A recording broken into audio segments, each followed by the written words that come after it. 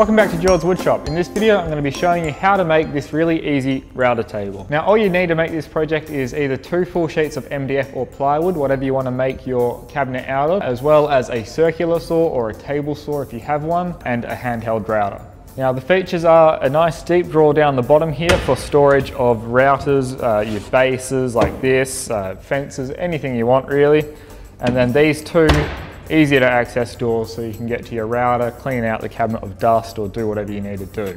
Now if you want to make a table just like this one, I have made plans available and there's a link in the description below, but that will show you everything you need to know from a cut list to 3D models and things like that. So make sure if you want to make one, you check that out and help support the show. So with all that out of the way, let's get into building this thing. To start this build, I'm just going to rip these full sheets of MDF down into their individual components. Now I'm using my set of plans to tell me the sizes here. And if you don't have a big panel saw like me, the best option would be using a handheld circular saw and doing it down the floor.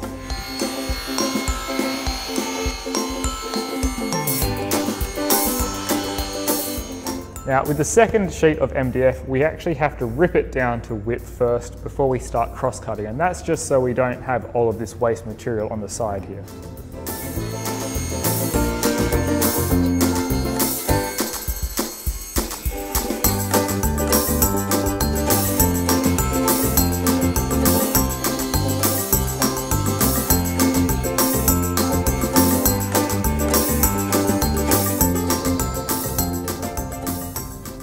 Okay, so here I'm just marking out the location of all of the dadoes, and once again I'm just taking these directly off of the plans.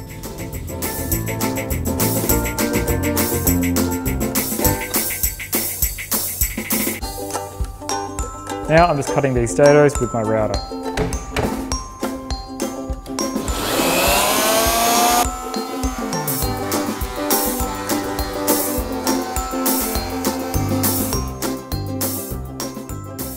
As the fence for my router wasn't quite long enough to reach this middle dado here, I'm just using this clamping straight edge, and that means I'll be able to cut both these dados at the same time.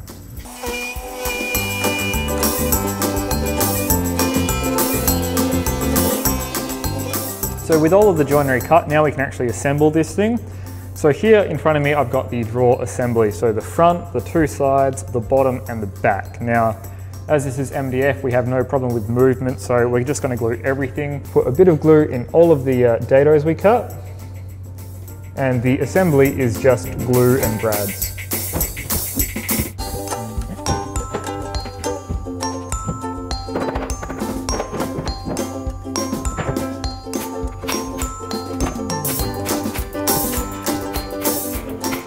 So the cabinet is exactly the same as the drawer, it's just glue and brads once again.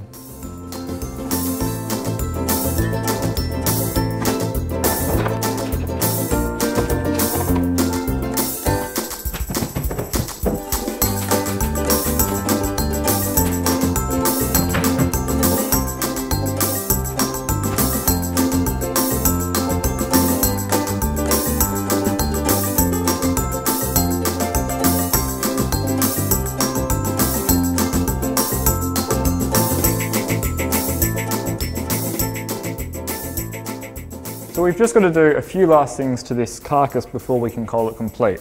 Now we want to add in a kick rail so no dust ends up underneath here, so that's going to just be living under there, and we'll set that back by about 50 mil.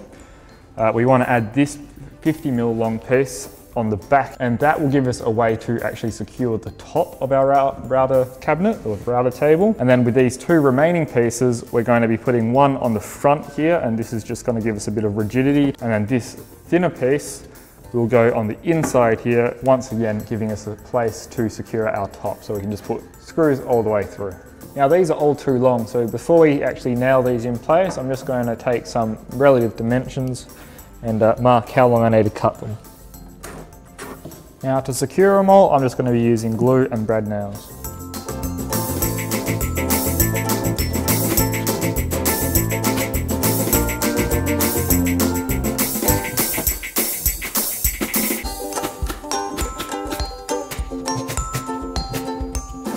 So I'm just getting ready to hang these doors. So I've got the drawer front here clamped in position. So this is just spaced so it's perfectly flush with the underside of the bottom shelf.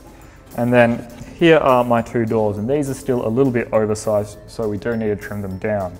So now I'm just going to follow the hinge manufacturer's instructions and install these doors.